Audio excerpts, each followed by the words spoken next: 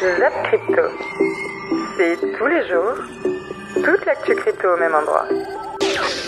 Bonjour la cryptosphère et on commence direct avec notre Crypto Fear and Greed. On reprend les bonnes vieilles habitudes. On se trouve actuellement dans la zone neutrale à 51. Du côté des marchés US, eh bien les grands esprits se rencontrent. On est également de retour dans la zone neutrale à 53. J'ai encore une bonne nouvelle pour vous aujourd'hui. Sachez qu'on se retrouve dès dimanche pour la reprise des lives sur Twitch à 22h. Et bien évidemment, on débutera les premiers tirages au sort et je pourrai prendre le temps de vous expliquer tous les tenants et les aboutissants de ces NFT cette saison.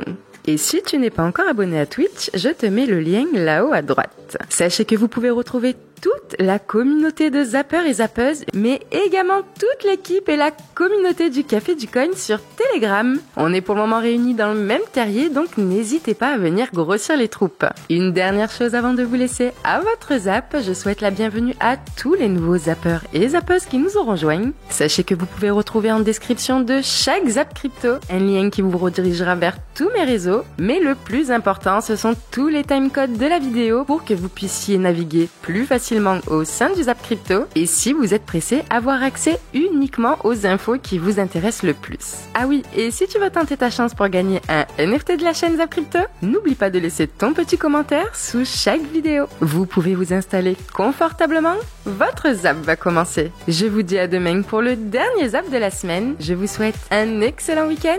C'était Zap Crypto. On continue avec Tagado qui nous dit que le Bitcoin Mining Council estime que les BTC sont minés à partir de 58,9%, quasi 60% d'énergie propre. Et ce qui est intéressant, c'est que Musk avait fait une déclaration, rappelez-vous, en 2021, où déjà début 2021, il avait dit, vous pouvez acheter maintenant vos Tesla en crypto, en Bitcoin. Et finalement, en juin 2021, il avait retiré le paiement en crypto sur son site. Et il avait dit, parce que ça avait fait un peu débat, et il avait dit, dès que le Bitcoin, j'aurai les preuves que le Bitcoin consomme plus de 50% de son énergie en énergie propre, et du coup je remettrai en place le paiement en crypto sur Tesla. Et du coup voilà, là on a un rapport qui sort par rapport à ça, donc on verra ce qu'il fait, mais c'est vrai que Elon Musk c'est un peu le champion pour pas trop tenir ses promesses, mais j'espère qu'il me fera dire le contraire. Qu'est-ce qui vous a motivé à vous lancer dans le minage de Bitcoin? Est-ce que c'est une motivation qui était exclusivement pécuniaire ou c'était plutôt idéologique afin de développer un peu l'écosystème? En tant qu'entrepreneur, je dirais il y a toujours un petit peu des deux. Il y a toujours une volonté d'entreprendre pour quelque chose de supérieur à nous, mais il y a toujours aussi la valeur concrète. Et donc c'est vrai que quand on a commencé avec ça, avec le mining de Bitcoin, c'était vraiment par passion. On s'est dit ça semble assez simple. Et je vous avoue vraiment, au début en 2017, j'avais aucune idée de là où on se lançait. Mais c'est ça l'entrepreneuriat. L'entrepreneuriat, on saute d'un avion et puis soit on apprend à fabriquer le parachute nous-mêmes, soit on s'écrase. Et donc c'est ça qu'on a fait. Et donc on a été apprendre, on a signé de l'énergie et notre volonté ça a été. Alors, d'abord, le choix du Québec. Pourquoi le Québec? Parce que l'énergie, c'est une des meilleures du monde. C'est la meilleure du monde, même, je dirais.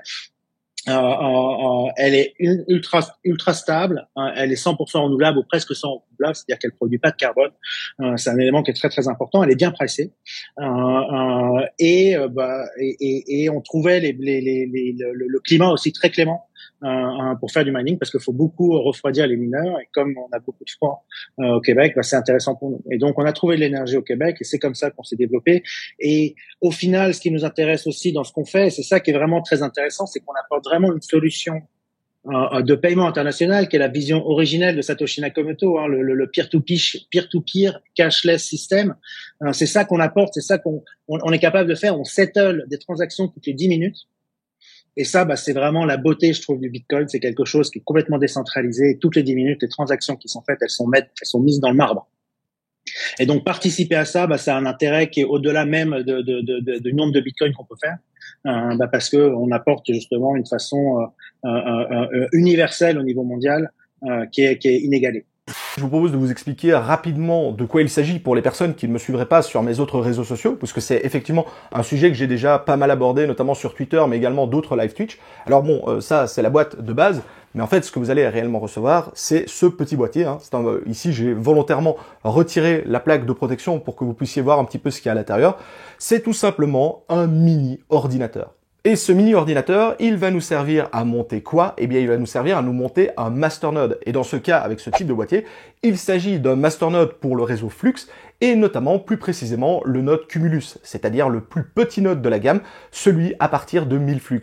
Le but principal de ce genre de boîtier, c'est une fonction que je vais appeler all-in-one. C'est-à-dire qu'à partir du moment où vous avez acheté le boîtier, tout l'aspect configuration, installation, etc., se fait de manière automatique et de façon très simple à l'aide d'une application. On n'est pas du tout dans les lignes de commande comme on peut avoir sur une configuration de node classique sur un ordinateur ou sur un VPS. Ici, c'est vraiment la force de ce type de boîtier, c'est simplement de le brancher, de le connecter à Internet, et vous suivez la procédure via votre smartphone, puisqu'on va s'y connecter via notre smartphone.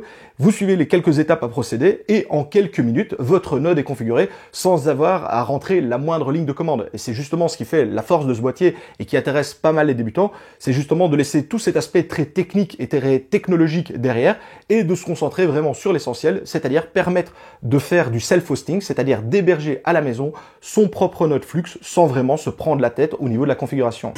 On a eu aussi d'autres rumeurs qui sont un petit peu plus inquiétantes, qui seraient éventuellement Bloomberg ici qui nous dit que potentiellement la firme Genesis se préparait à faire une banqueroute. Qu'est-ce que ça voudrait dire et comment il faut comprendre ici tout le système un petit peu Digital Currency Group, Grayscale, Genesis, etc.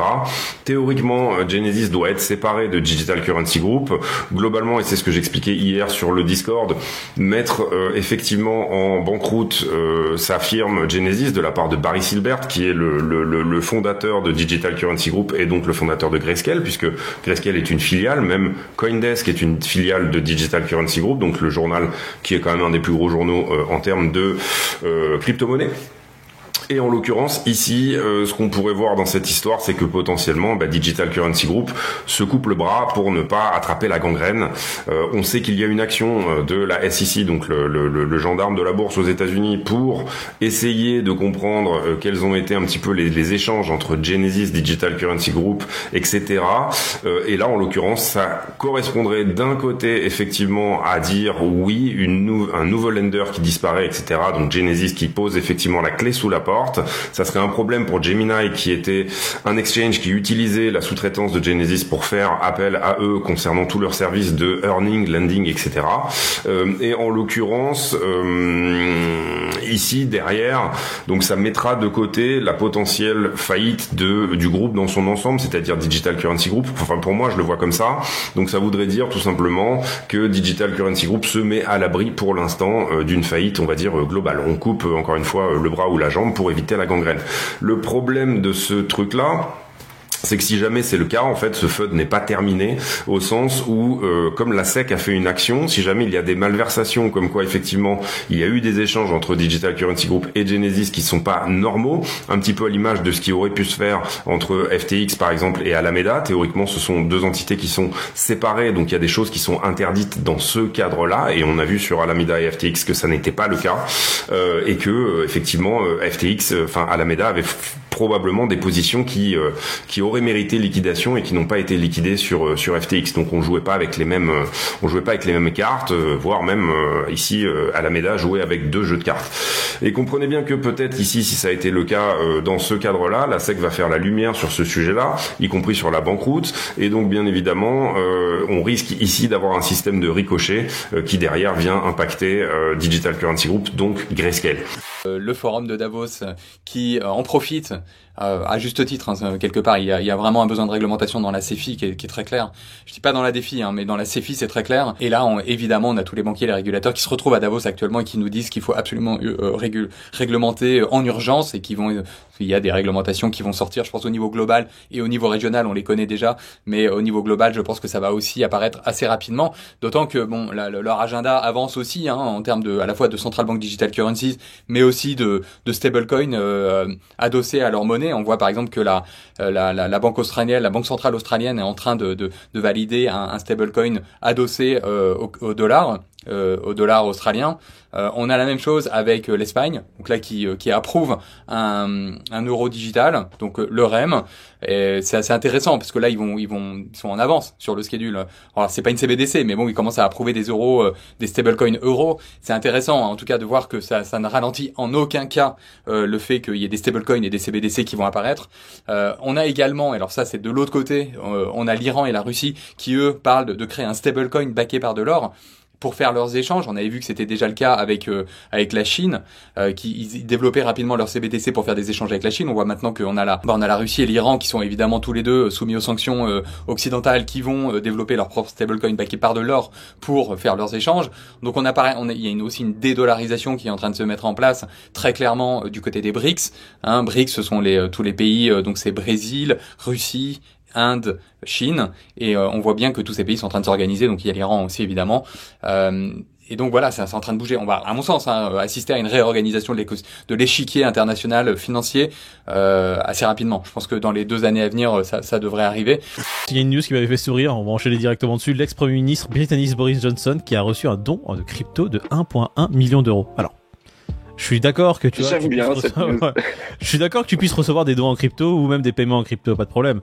Mais un généreux donateur qui a des airs de whale, je sais pas, un don de 1,1 million d'euros, j'aimerais savoir qui est ce donateur et pourquoi en fait. Déjà, j'ai appris que Boris Johnson, il était partisan de la crypto. Apparemment, il a fait des conférences à Singapour, il a été payé pour promouvoir un peu l'écosystème, donc c'est plutôt une bonne chose. Les partis politiques peuvent être financés en crypto. Il y a des pays qui l'interdisent, il y en a d'autres qui le tolèrent. Là, il a pris 1,1 million donc de la part de l'homme d'affaires Christopher Arbonne. Donc lui, c'est pas Monsieur Tout le Monde, si j'ai bien compris, c'est quand même l'actionnaire de Bitfinex et de Tether. Ouais. Tu vois, on parlait de Circle tout à l'heure, là, hop, on est de l'autre côté. Ça paraît un peu bizarre, j'ai l'impression qu'il y a quand même maintenant des soupçons, vu qu'ils savent que le mec fait partie de la plateforme Bitfinex et de Tether. Ouais, c'est un actionnaire. Tu apprends dans l'article quand même que son petit million, c'est rien. Le mec, il en est à 15 millions de dons aux différents partis politiques anglais. Donc, tu vois que le mec, c'est pas la première fois qu'il fait ça. Ouais, là, financement de partis politiques pour Boris Johnson, tu vois. Ça se fait. Regarde aux États-Unis, SBF s'est bien permis de le faire. Je pense que c'est en fait. C'est un petit peu, c'est du lobbying, quoi, clairement. On apprend que le frère de Boris Johnson, il était consultant pour Binance. Ah. C'est beau, ça aussi, comme info. Écoute, ça devient de plus en plus, ouais. Ok, d'accord. Moi, je n'avais pas vu ça sur l'article. C'est énorme, je trouve. C'est énorme, ouais. Si, j'avoue. Ouais, je l'ai appris tout à l'heure en lisant l'article. Il disait que le frère, il était chez Binance en tant que consultant, donc il se fait rémunérer à la presta, tu vois, mais. Bon, écoute, il y a des liens qui sont quand même assez bizarres. T'as ton frère qui fait partie de l'exchange Binance et tu reçois des dons en crypto de gens qui je sais pas, qui sont dans l'écosystème crypto, qui ont des entreprises dans cet écosystème-là. C'est quand même. Disons qu'il y a des liens, Moïd. Disons qu'il y a des liens. Maintenant... Après, l'autre, il travaille pas pour Binance. Non. Il travaille pas. Voilà, il est pas consultant, donc tout le monde sait on sait tout ce que c'est qu'un consultant, donc il est à la mission. Il lui est arrivé de bosser pour Binance. Pour tout dire, je ne pensais pas que les élites et les entités dirigeantes nous manquaient autant de respect. J'avoue, avant j'étais naïve. Et là, je te parle aussi bien des gouvernements, des banques, de la BCE, d'SBF, que de Celsius ou de 3AC, les soi-disant traders de ouf qui ont fait faillite. Mais ce qui est dommage dans tout ça, c'est que dans le fond, nous sommes tous le sang de la veine, car on est tous les mêmes à l'intérieur. Mais il y a des gens qui se sentent supérieurs. Ça, c'est inadmissible. Maintenant, disons les termes comme on est là. Pour moi, ce que ces élites, ces gouvernements et ces institutions font, c'est littéralement un braquage organisé, car ils prennent en otage notre liberté de manière très subtile, en nous faisant croire que nous sommes libres, en nous faisant croire que nous avons le choix, mais nous voyons bien que ce n'est pas le cas. Ils nous ont bien... Je te laisse mettre le verbe de ton choix parce que j'avoue, parfois j'ai des verbes trop brossons qui me viennent à l'esprit, c'est chaud. Mais on voit qu'ils aiment bien nous... Et ils continuent de nous... Tu vois ce que je veux dire? Bon, bref, frérot, ça c'est fini. Maintenant, on a bien compris. On ne va plus se laisser faire. 2023, ils vont nous respecter, on a dit. Et c'est d'ailleurs pour ça qu'on a choisi la crypto-monnaie. On a toujours les convictions testostéronées. Plus que jamais, plus on avance, plus elles se renforcent. Et là, on va se battre pour notre liberté. Donc je vais essayer d'aller... droit au but, je vais essayer de vous parler franchement, comme dirait l'autre. Ce qu'il faut quand même se rendre compte, c'est que hier, on a pris conscience, encore une fois, que tout d'abord, l'emploi était toujours très fort. On a vu les jobless claims aux États-Unis qui étaient relativement plus faibles, ce qui veut dire que les gens s'inscrivent moins au chômage, demandent moins d'indemnités chômage, ce qui veut dire que l'emploi est toujours très fort. Et puis, il y a une petite musique qui est revenue dans notre tête, puis on s'est souvenu soudainement que la Fed avait quand même laissé entendre que eux, ils voulaient voir un ralentissement au niveau de l'emploi pour commencer à envisager peut-être de changer de position, de pivoter. Et puis, là, on s'est rendu compte hier que pour l'instant, le marché de l'emploi est toujours très fort. Au passage, on a eu plusieurs présidents de Fed aux États-Unis qui sont arrivés pour nous dire que de toute façon, il était exclu d'envisager une baisse des taux. Il était exclu qu'ils arrêtent de monter les taux. Bref, pas vraiment un sentiment de viche. On a eu Madame Lagarde qui est venue nous dire « Oui, vous les boursiers, vous devez revoir vos attentes parce que nous, on va continuer à monter les taux très très haut. » Alors ce qui est génial, c'est qu'en fait, il a fait la BCE, ils ont attendu des mois pour commencer à se bouger au niveau des taux. Alors maintenant, c'est les spécialistes de la hausse des taux. Bref, hier, on a eu des discours qui n'ont pas plu, des discours qui ont laissé entendre que les banques centrales allaient continuer à monter les taux encore jusqu'à que l'inflation soit vraiment éteinte, couchée au fond de son panier et refuse de se lever le matin. Donc tant qu'on n'aura pas cette situation-là, eh bien les banques centrales vont continuer à aller dans la direction qui ne nous plaît pas. Donc nous, qu'est-ce qu'on a fait sur les marchés? On est allé dans l'autre direction, celle qui nous plaît pas non plus, celle de la baisse. Coup de tonnerre pour le dollar. Alors ça, c'est clairement des news plutôt bonnes, plutôt mauvaises, vous les prenez comme vous voulez, mais qui sont plutôt bonnes pour le Bitcoin, bien évidemment, parce qu'en fait, on fait plutôt facilement des raccourcis par rapport à ça. L'Arabie Saoudite, c'est pas la première fois qui éventuellement l'assène, le disent, le souffle dans les médias, etc. L'Arabie Saoudite, premier exportateur mondial de pétrole brut, a ouvert à la discussion sur les règlements des échanges de pétrole dans des monnaies autres que le dollar américain. Alors, j'ai répondu à ce type de choses sur une news à peu près équivalente par rapport à l'hégémonie du dollar, etc. Honnêtement, la chute de l'hégémonie du dollar, la chute des États-Unis, c'est clairement pas pour maintenant. J'en doute très fortement. Beaucoup l'ont anticipé, beaucoup l'ont pricé, beaucoup l'ont vu arriver, ça fait 60 ou 80 ans que ça dure, et pour l'instant, ça marche pas. Voilà. Donc il faut plutôt partir sur le bon sens et dire que la fin du pétrodollar, c'est loin d'être terminé. Alors l'article est plutôt bien fait. Pour le coup, c'est le ministre des Finances saoudien qui en parle. Je trouve ça plutôt sympa. La dernière fois qu'il y a des princes, des ministres ou des choses comme ça qui en ont parlé, généralement ça se passe mal. Il faut le savoir. Pour leur intégrité, leur sécurité. C'est un monde compliqué. C'est un monde dangereux. En réalité, quand vous commencez à toucher à ce type de choses. On m'a parlé d'ailleurs, je fais mon raccourci par rapport à la Chine qui achète des lingots d'or en permanence depuis 2010 à peu près. Alors, elle achète pas directement, en fait, c'est très intéressant, mais en fait, elle se couvre, elle se hedge. Il faut savoir que la Chine est le principal détenteur de dollars au niveau des changes, du taux de change, ou de la balance de change par rapport au dollar. Je crois qu'aujourd'hui, c'est 40% des dollars qui sont à l'extérieur des États-Unis, qui sont dans les balances de change, sont détenus par la Chine. Donc en fait, elle utilise ces dollars pour acheter de l'or. En fait, elle se couvre. En réalité, personne ne veut trop de pognon, trop de billets verts, qui potentiellement est en fort déclin et en forte dévaluation. Partez du principe que si vous voyez, la Russie achète de plus en plus d'or. Et on le sait que depuis très longtemps, la Russie achète beaucoup d'or. Elle en produit beaucoup, mais elle en achète aussi beaucoup. Parce qu'elle liquide ses dollars. La Chine, elle liquide ses dollars. Les Saoudiens, ils liquident leurs dollars. En fait, tout le monde essaie de liquider ses dollars, sans trop que ça se voit non plus. Mais c'est vrai que ça fait quand même quelques années qu'on continue à le faire très fortement. C'est juste pour se couvrir. C'est qu'on liquide du dollar pour pouvoir en fait acheter de l'or.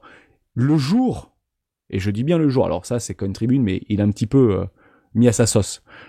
L'émancipation de l'Arabie Saoudite a de très bon augure pour l'émergence de nouvelles monnaies de réserve internationale, une monnaie qui ne profite à aucune nation en particulier, une monnaie apatride, non censurable, dotée d'une masse monétaire absolument fixe, et non adossée à des montagnes de dettes, le Bitcoin en sonne. Donc ça c'est clairement pas le prince saoudien ou le ministre saoudien qui a dit ça, c'est Coin Tribune, je pense, pour le coup.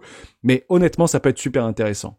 Parce que le jour où on passe la seconde, ces fonds-là, il y a des milliers de milliards de dollars qui vont se déverser très probablement dans le Bitcoin. Il faut juste le comprendre. Sur le dollar, pour l'instant, il commence à marquer un petit temps de pause, de support. C'était à prévoir. On se l'était dit sur la chaîne que ce niveau des 100, 102, ça pourrait créer du support. J'espère toujours que mon scénario va tenir. Voilà, où on va faire une manipulation ici, peut-être venir chercher un peu plus bas, récupérer le support, et que pendant ce temps-là, on ait un Bitcoin qui trouve la force pour se hausser vers des prix plus intéressants. Donc là, qu'est-ce qu'on peut voir? La bougie de hier est allée chercher le tout premier arrêt des Fibonacci, les 0,236 au 20 385 à quasi $1 près, un poil de $1 près. Donc aujourd'hui, petite bougie verte, la question qu'on se pose, comme on disait, ça change pas. Pour savoir si on est très bullish sur le marché va repartir ou pas, le marché, de toute façon, il est obligé de respirer après avoir fait un to the moon comme ça. C'est obligé, rien de moins en ligne droite. Lorsqu'on a une impulsion, on corrige avec une petite correction et après, bim, on repart encore plus fort. Ou alors, on corrige avec une plus grosse correction pour repartir encore plus fort. Ou on revient, la tendance est inversée et on revient au niveau et même plus bas. Voilà. Donc là, la question qu'on se pose, c'est est-ce qu'on va avoir une petite correction, une moyenne, ou s'éclater au sol. Si on repart après avoir, c'est-à-dire si on recasse les 21 630 qui est le plus haut qu'on ait fait à partir de maintenant, ça veut dire que là, il a fait une toute petite correction et bam, il repart. C'est-à-dire on a un marché très, très, très bullish. D'accord? Il est autorisé, parce que nous on donne des autorisations, il est autorisé à aller chercher ici les 38 de Fibo, 19 600 $. Donc il pourrait tout à fait corriger comme il veut, faire un petit canal descendant comme ça, s'arrêter vers les 19 600, 500, on n'est pas à 100 $ près, on s'en fout. Sur la Tenkan, allez, pourquoi pas sur la Kijun, aux 19 000 $ à peu près, je veux bien, bon. Et repartir. Et là on dira c'est un marché qui est peut-être entré en tendance haussière. Peut-être, parce que là où beaucoup de gens s'excitent en mode le bull run est parti, vraiment je comprends pas. Bon. Et bull run est parti, nous on aura une validation que c'est tendance haussière parce que nous on fait d'analyse chartiste, on n'est pas on parle pas en mode oui là c'est 12 mois, ah non là c'est 12 barres. Bon. Donc là on aura la validation d'une tendance haussière parce qu'on aura quelque chose comme ça repètera par le haut, ça fera un nouveau plus haut et la seconde correction fera aussi un plus haut que l'ancien plus haut. Et là on pourra parler d'une vraie tendance haussière, d'accord? Parce que c'est hallucinant, parce que moi, en fait, quand je vois certains sur ça, ils parlent bull run, alors qu'on n'est même pas, on ne peut même pas dire qu'on est sur une tendance haussière qui peut durer quelques semaines ou quelques mois. On peut même pas dire ça encore. Voilà. Si jamais on perd les 19 000 $, faudra commencer à mettre une couche. Si jamais on perd les 18 000 $, faudra mettre une deuxième couche. Et là, parce que ça risque de picoter, c'est-à-dire au minimum retester les 16 300 ou voire plus bas. Donc là, pour l'instant, on ne sait pas. Hier, on a une bougie rouge. Certains, les bears diront bougie rouge qui a ravalé une bougie, deux bougies, même trois bougies. Il a fait miam. Les trois bougies d'avant. Donc là, on fait un peu de vert, mais la suite, bam, c'est s'éclater. Ça reste un scénario possible. Là, personne ne peut dire que oui, t'inquiète pas, c'est bullish, ça repart, ou ça va s'éclater, on n'a pas encore d'infos. La seule info qu'on a, n'oubliez pas, on part sur 50-50 de probabilité, ce qu'on voit, c'est que la bourse, ça fait 2 jours qu'elle se fait rejeter sur une résistance long terme. Ça augmente les probabilités d'un marché boursier qui, bim, fait du rouge, et peut-être d'un marché crypto qui suit. On verra bien. Donc, en échelle weekly, bon, rappelez-vous, il y avait eu la structure qui est quand même assez intéressante. Pour ceux qui sont dans une optique de j'ai raté le train, etc., graphiquement, on est encore dans des zones de rechargement long terme. Il faut savoir que Bitcoin est dans des zones de rechargement long terme, donc tout ce qui est sous 61,8, donc ici sous les 28 000 $, graphiquement, c'est encore bon. C'est-à-dire que vous n'êtes pas dans un marché où vous êtes en train de FOMO. Bitcoin est haussier à long terme. Si on part de ce principe, qu'il y aura un prochain cycle haussier, que Bitcoin reste haussier à long terme, comme il l'est depuis sa création, hein. Je vous passe le Bitcoin en mensuel. Bitcoin est aussi à long terme, il fait ce qu'on appelle des creux ascendants. Donc par exemple, en 2014, le creux était à 150 $, puis en 2018, le creux était à 3000, puis en 2020, le creux était à 4300, et maintenant le creux actuel est à 15 600. Donc Bitcoin reste haussier à long terme. Donc il pourrait très bien aller chercher un nouvel ATH. Bah non, vous n'êtes pas encore en train de rater le train ici s'il y a un train qui se met en place. Il y aurait d'ailleurs aussi une pattern de retournement mensuel qui peut se mettre en place en cas de clôture au-dessus du niveau des 21 400, c'est ce niveau qui est très important, je le rappelle. Encore une fois, on a eu un rejet sur ce level, bah c'est normal, c'est un niveau très important. Ici, on est encore en train d'être rejeté, on n'arrive pas à le breaker pour le moment, mais est-ce qu'il y a un quelconque signe de retournement ici, par exemple, en hebdomadaire? Pour le moment, non. Donc attention, on a eu un petit peu de FUD hier, bon, il y aurait possiblement la faillite de Genesis qui serait officielle dans les prochains jours. Ça va être très important pour voir comment va réagir le marché. Est-ce que le marché arrive à tenir ses dips pendant des news négatives? Si oui, c'est qu'on est bien dans un retracement et vous allez voir le Bitcoin qui reprendra de la valeur et qui ira chercher des prix plus importants, 25, 30 000, etc., au cours des prochaines semaines, prochains mois. Alors, qu'est-ce qu'on peut en dire déjà de cet indicateur-là, le PI indicateur? Eh bien, on voit que à chaque fois sur les bas de marché, on a une sorte de zone verte qui se dessine. On a un croisement des deux droites. Ici, voilà, c'est le point bas du prix du Bitcoin, en tout cas sur ce cycle-là. Pareil, ici, vous le voyez sur l'année 2019. Et actuellement, on a également une zone verte qui s'est dessinée. Alors, à quel moment on prend position? Plusieurs possibilités. On peut prendre position lorsque on a un croisement de droite, par exemple ici ou ici. Donc, lorsque la blanche passe en dessous de la verte, ou bien tout simplement lorsque le prix passe au-dessus de la blanche. ce qu'on a par exemple ici, vous voyez, le prix passe au-dessus de la courbe blanche après avoir dessiné la zone verte. Et donc là, on aurait un très bon signal d'achat pour ce cycle-là. Si on zoome un petit peu plus, ici, le prix passe au-dessus de la courbe blanche une fois qu'on a la zone verte. Pareil, là, ça pump, on a un retracement et ça repump. Et en ce moment, on a exactement la même chose. On a la zone verte qui est dessinée, le prix réintègre la zone verte, il casse par le haut la droite blanche, et donc potentiellement, on pourrait s'attendre à un nouveau cycle haussier. Évidemment, on se base sur un indicateur ici, sur le passé, mais le passé, c'est quand même la meilleure façon de prédire le futur.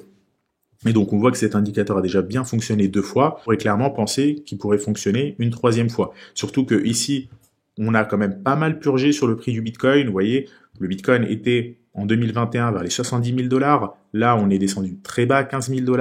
On pourrait penser que le bear market est fini, en tout cas qu'on a eu le plus gros de la purge, et donc on pourrait repartir vers un nouveau cycle. Évidemment, l'une des conditions aussi pour repartir vers un nouveau cycle, c'est d'avoir une macro intéressante, une macroéconomie qui s'est stabilisée, qui repart en tendance haussière.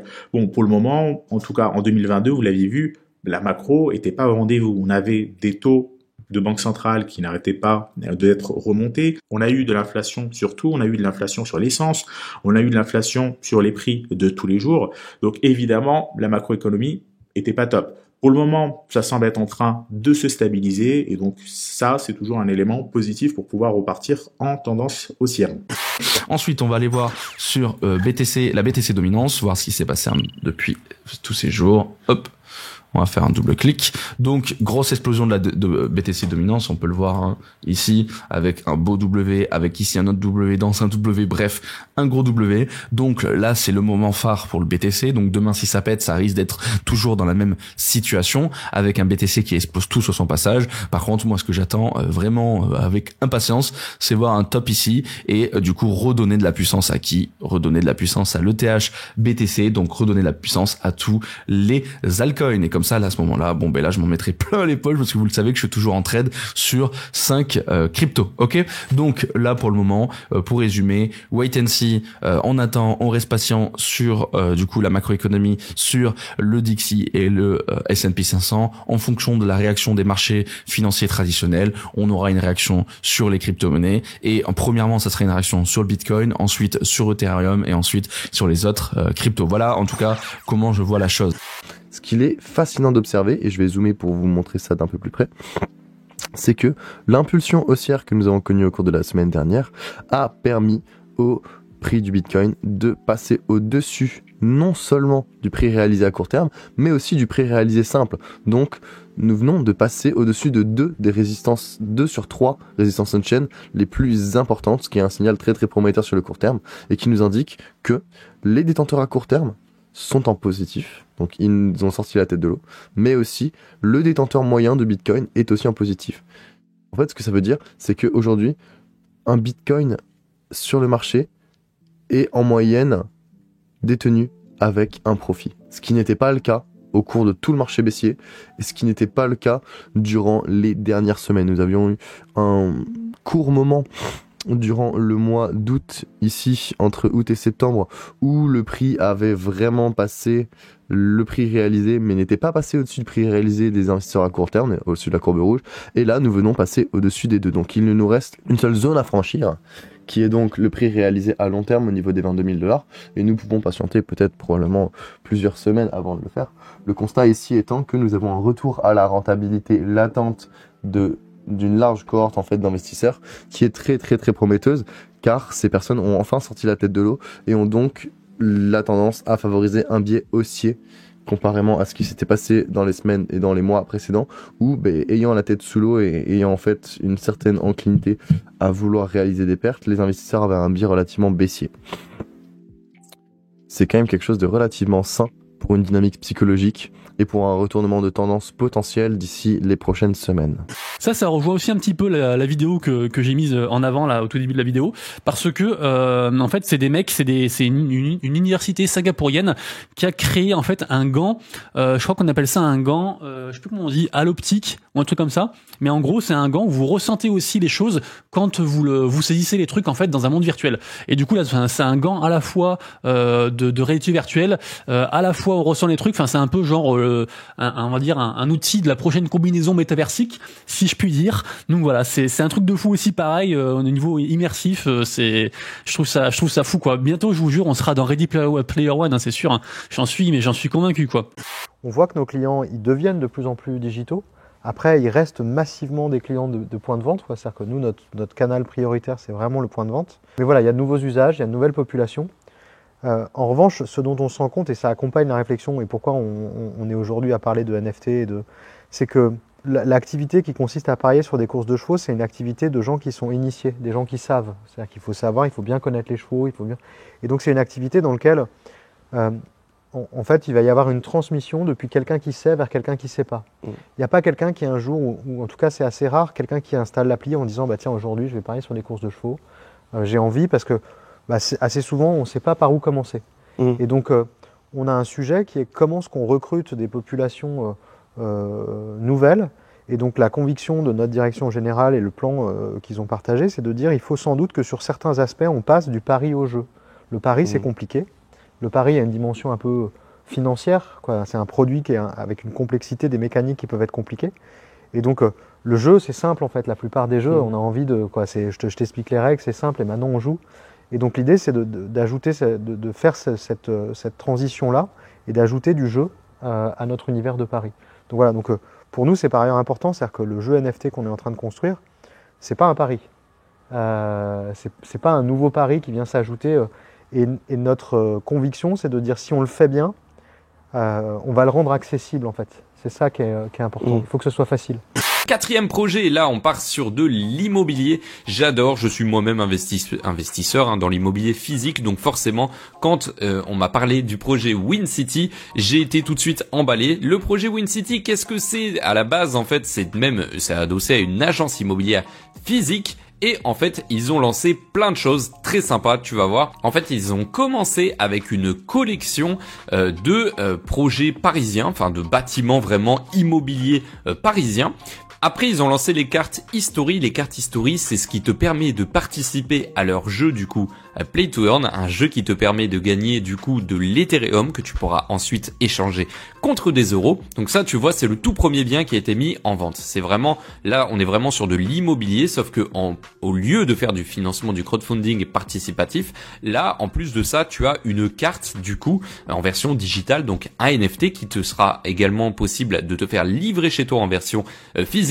Ce NFT du coup te permet de prouver que tu es investisseur dans le bien. Donc là c'était le 16 rue de la Grande Chaumière à Paris. Et donc de récupérer une partie des loyers en prorata de ce que tu as mis sur le bien. Donc le premier bien à Paris a été sold out. Ils en ont fait un deuxième aussi récemment, donc en décembre 2022, je suis perdu maintenant avec la nouvelle année, à Lille qui a également été sold out. Donc leur business en tout cas de marché IMO marche très bien et vraiment c'est un projet très très sérieux. Et du coup tu as les cartes historiques qui te permettent de participer au Play to Earn. Bon, la dernière partie, j'avoue, j'ai pas été fameux parce que c'était la période des fêtes, donc forcément j'ai fini 108e, mais ils ont un jeu, un Play to Earn à côté de ça avec les cartes historiques, donc qui représentent les plus beaux monuments du patrimoine français, qui te permet en plus de jouer, de récupérer des récompenses d'une manière un petit peu plus originale et un petit peu différente. Et vraiment, je le répète, mais c'est un projet qui est très sympa. Et pareil, je te mets le lien dans la description si tu souhaites l'approfondir. Et je voulais finir par l'histoire de Yoga Labs et de leur Mint NFT. Yoga Labs, donc la société derrière les Bored Ape Yacht Club, ils ont lancé un nouveau pass, le Sewer Pass. C'est assez compliqué ce qu'ils font Yoga Labs, je vous en ai pas parlé en détail sur cette chaîne parce que ça ne concerne que ceux qui possèdent des Bored Ape Yacht Club et que ceux qui possèdent des Mutant Ape Yacht Club, il y en a pas tant que ça. Enfin bon, ils ont lancé un nouveau pass. Le mint de quand on obtient ce NFT, ça permet ensuite de jouer à un jeu qui va nous permettre ensuite d'obtenir autre chose. C'est très complexe, mais ce qui est intéressant, c'est dans leur nouveau NFT qu'ils ont mis en place, ils ont blacklisté certaines marketplaces, certaines places de marché qui ne laissent pas les royalties, donc telles que Blur, SudoSwap, LuxRare et NFTX. Donc ça veut dire en fait qu'avec les NFT vous pouvez pas les revendre sur ces plateformes, ça limite du coup la possibilité et les choses que vous pouvez faire avec ces NFT là. J'ai déjà donné mon avis suffisamment de fois sur les royalties. Je pense pas que ce soit la bonne solution d'interdire, de limiter là on peut vendre les choses, de limiter l'utilisation que l'on peut faire de ces NFT. Au final, ça sera contourné d'une manière ou d'une autre. Après, ils avaient indiqué dans certaines interviews que eux, ce qu'ils pensaient, c'est même aller jusqu'à une liste blanche pour autoriser uniquement certaines places de marché. Et là, ça serait, je pense, vraiment catastrophique. Ça veut dire, en fait, ils vont dire, vous pouvez vendre vos NFT que sur OpenSea et que sur la place de marché Yuga Labs. Point final. Ça veut dire que si dans 5 ans, il y a une nouvelle place de marché qui arrive, vous pourrez pas les vendre sur cette place de marché. Ça veut dire aussi qu'il y aura moins de compétition au niveau des places de marché NFT. Ça veut dire qu'en fait, que vous avez le droit de faire moins de choses avec vos NFT. Et qu'en est-il aussi des wallets multi-sig qui peuvent être considérés comme des smart contracts? Est-ce que ça veut dire qu'on n'aura pas le droit de manipuler les NFT avec ces wallets-là parce que c'est des smart contracts? Ça met vraiment plein de choses. Ça limite en fait beaucoup de choses, beaucoup d'utilité, je pense, du NFT, et je pense que le marché va s'ajuster et que petit à petit, ces NFT là auront potentiellement dans certains cas moins de valeur que les autres où ils sont complètement libres d'être vendus où ils veulent. Tu n'es pas rassasié, retrouve à gauche le Zap Crypto de la veille et à droite le Zap Crypto de l'année dernière, jour pour jour. Tu as trouvé une ou plusieurs actus intéressantes? Fais-le moi savoir en commentaire.